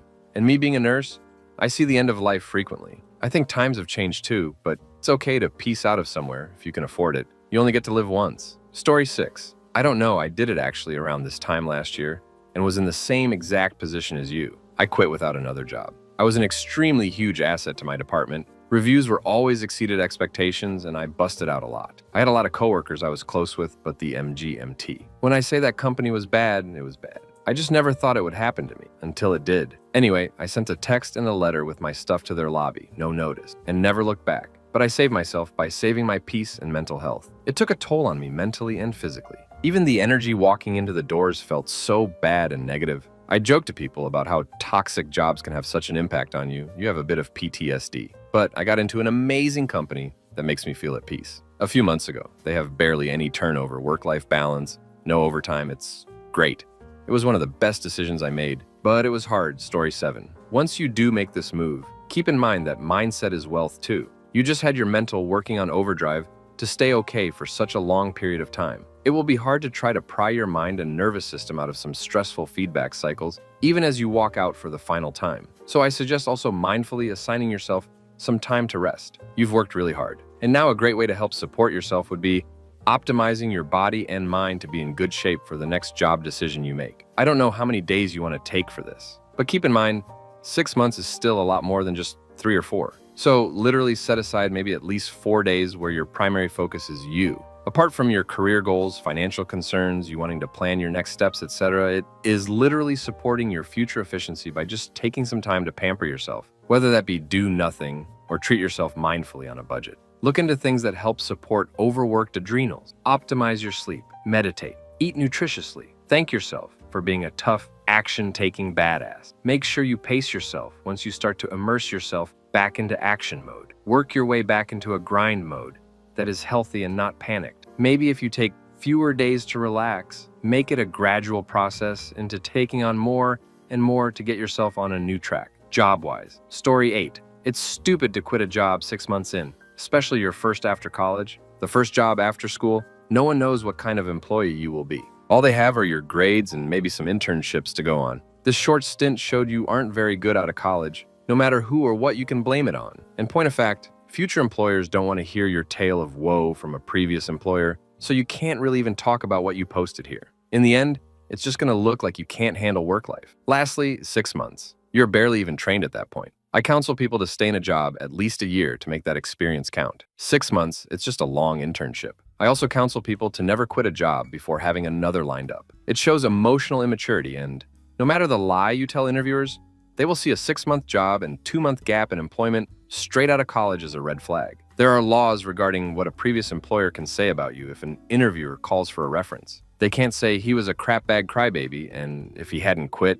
we would have fired him. But there's no laws on how they can say it. There's a certain affectation an HR person's voice takes when discussing a former employee if he is a crapbag that is unmistakable. Quitting after 6 months puts you in that category. In fact, I bet you got fired despite the tale of woe you have spun here. Bad employees tell stories like these to deflect blame from themselves. Story 9. So happy to hear you found something after a few months. I am in a similar position, but it's for very entry level. I have worked in coffee for 4 years and I am trying to get an entry-level admin assistant job, but I'm nervous because I had to put my 2 weeks in due to burnout and the location was so far from me. I applied for a job while still employed at the coffee shop and I'm wondering, do I even bring it up in the first round of interview or just kind of keep it vague as far as dates? I think I'm worried about if I do get the job. When the whole HR thing comes doing a background check and asking for last employers, the dates they will see I'd quit will be ending in October, and it will be November when they may or may not give me the job because this company is big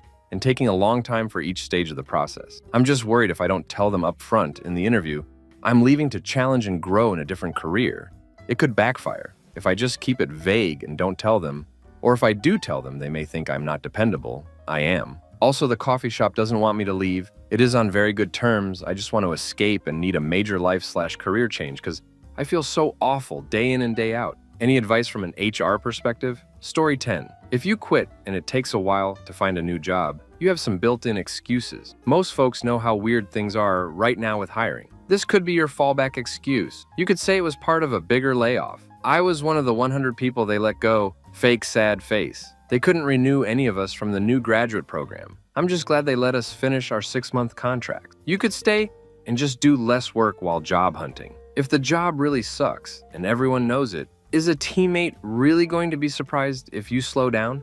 And does it matter? The world will still keep spinning if you give 80% effort. You could keep grinding, trying to build up a network and some referrals. Is there anyone there above you that could be at least a good job reference? As a new grad, you need to build up as much experience as possible. You could ask for more/different tasking with the sole intent of, I can now put this on my resume. It seems counterintuitive, but it could change the dynamic. Remember that no job/teammate/company/boss is worth the same as your health and well-being. I quit a toxic workplace in 2021 after 3 months. Even though I found work immediately on the inside, mentally, I was tore up for months after. On my resume, I just call it freelance and give a short, vague summary. Good luck out there. Story 11. I'm a hiring manager. With only 6 months on the job and being just out of college, just omit this job from your resume. If asked, just state that you took some time off after school. It wouldn't even be on my radar if you had graduated recently. Be sure to ask a lot of questions about culture and employee morale at your interviews.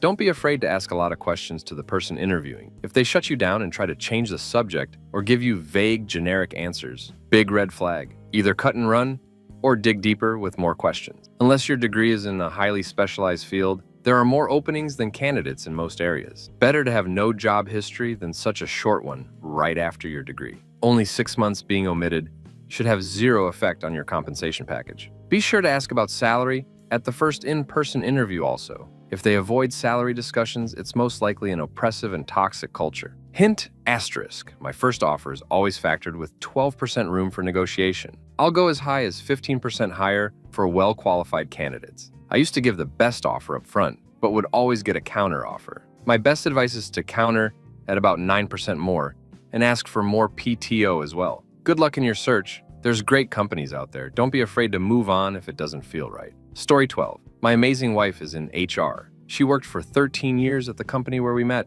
For the most toxic, narcissistic, small man syndrome with a grudge mother ducker I have ever met. She spent most of her time as the shield between all the horrible crap he wanted to do and the 200 employees who he wanted to exploit. She finally bailed and came to work at the construction company I currently wrench for. She came in with a bad attitude and some very nihilistic behaviors. She lasted 4 months and got fired for crafty job performance. She spent 6 months on unenjoyment.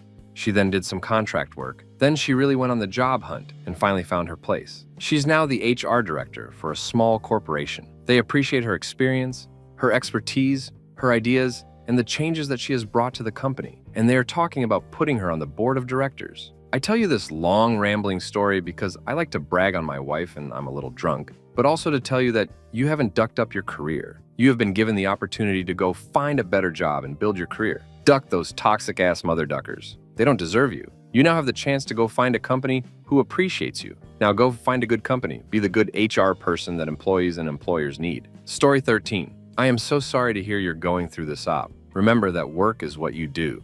It's not who you are. This crap does not define you. If it helps, I also worked in HR for a MNC and have been horrendously bullied and gaslighted by my boss, the HR director, for a number of years. It crept into my personal life, and I became a burned out, panicky, anxious, sleepless mess. I was signed off on stress leave, and it just got worse when I returned. I sought some internal advice, and unfortunately, in many of these situations, the house always wins. The HR function protects the business first and people second. I decided to put myself first and leave without a job. I took a little time to myself to recover and bounce back, and 2 months later secured a bigger role in the same industry. I will say though, when interviewing for the next role, don't defame/slander your former employer or role at all. Spin it that it was time to leave/recharge for next challenge, etc. The job market is fairly average at the moment, so be proactive, creative, and resilient in your approach. Up you've got this. Story 14. I was a professional chef for almost 9 years and was in the same position you were in after reading this post. I left the industry defeated and not knowing where I would end up next, or if I would end up even at all.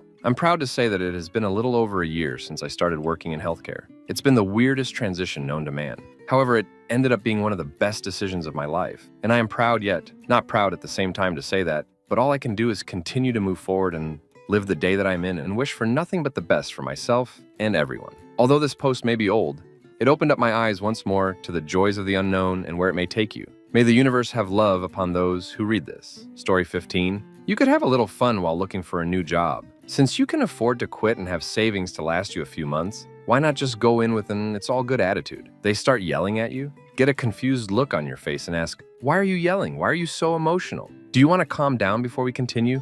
I'm happy to wait if you need to collect yourself." Don't get emotional or yell back. Just laugh to yourself. As soon as they get emotional, they've done so because they lost all their power, and they're stressed they can't get what they need done without it. Worst case, they can fire you, which you said you can afford a few months off anyway, and maybe you can collect unemployment. Best case, you accidentally make them realize how ridiculously they're acting and they change. You're at a unique point in your life where you can actually keep it real without fear of consequences. That should make you feel like they have no power over you and make you feel liberated. I say seize this moment because it may never come again. Story 16. It depends a great deal on your field of work. Some frown on gaps in your resume more than others. As this is your first job out of college, leaving after less than a year and having a potentially months-long gap on your resume will cause future employers to raise an eyebrow.